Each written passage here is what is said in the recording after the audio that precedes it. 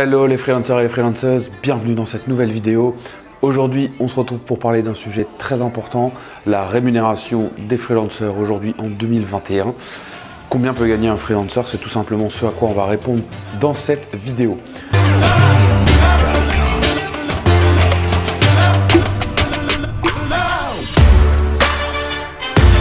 Si tu ne l'as pas déjà fait, je t'invite tout de suite à t'abonner à la chaîne pour ne rien rater des vidéos qui vont sortir sur tous les sujets qui peuvent intéresser freelance, freelanceuses, freelancers et futurs freelancers.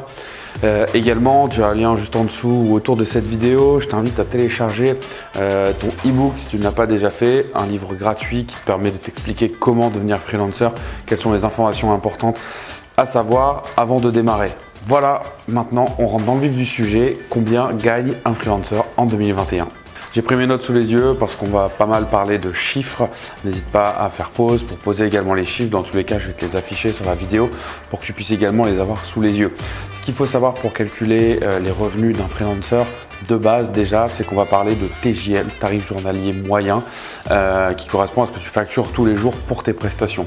Donc pour calculer les revenus moyens d'un freelancer, il faut connaître le TJM en question et le nombre de jours travaillés dans l'année. Ce qu'il faut savoir, c'est qu'en 2021, il y a eu 254 jours ouvrés.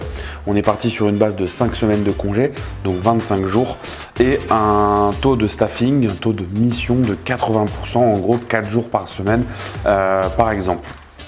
Ce qui représente donc 254 moins 25 fois 0,8, 183 jours de mission, 183 jours facturés dans l'année.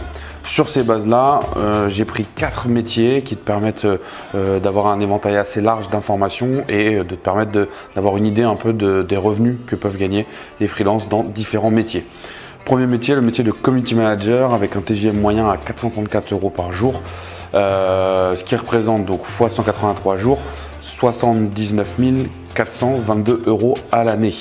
Rapporté au mois, ça te fait 6 618 € brut. Je parle bien en brut, attention, par mois. On est sur du chiffre d'affaires.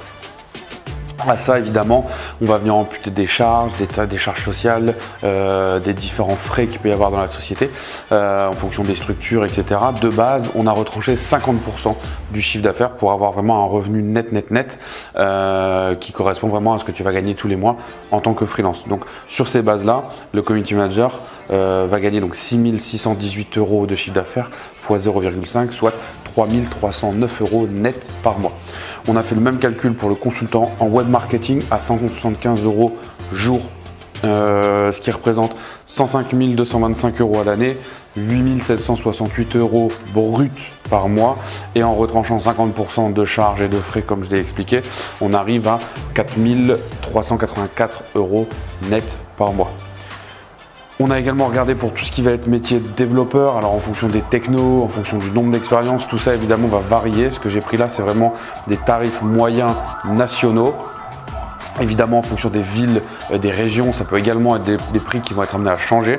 Mais pour un développeur, on est sur un tarif moyen à 527 € par jour, ce qui représente 96 441 € à l'année, 8 036 € brut par mois et en net 4 018 € mensuels.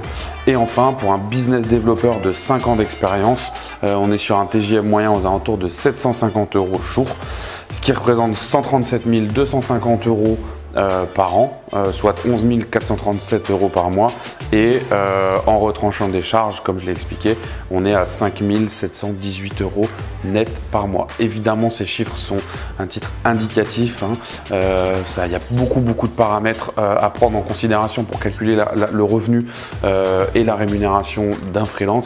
Ça va dépendre de votre structure, ça va dépendre des charges de votre structure, ça va dépendre du type d'aide que vous pouvez avoir, des cotisations que vous êtes amené à payer ou pas. Mais voilà, ça permet de donner un ordre d'idée en termes de rémunération et de revenus, ce que vous pouvez prétendre à gagner en 2021 en tant que freelancer en fonction des différents métiers. Voilà pour cette vidéo, je pense qu'on a répondu à la question qui était posée initialement. N'oublie pas de télécharger ton e-book pour avoir toutes les informations sur comment devenir freelance en 2021. N'oublie pas de t'abonner à la chaîne, d'activer la petite cloche pour avoir les notifications des prochaines vidéos.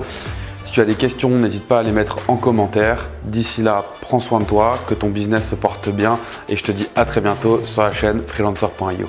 Ciao.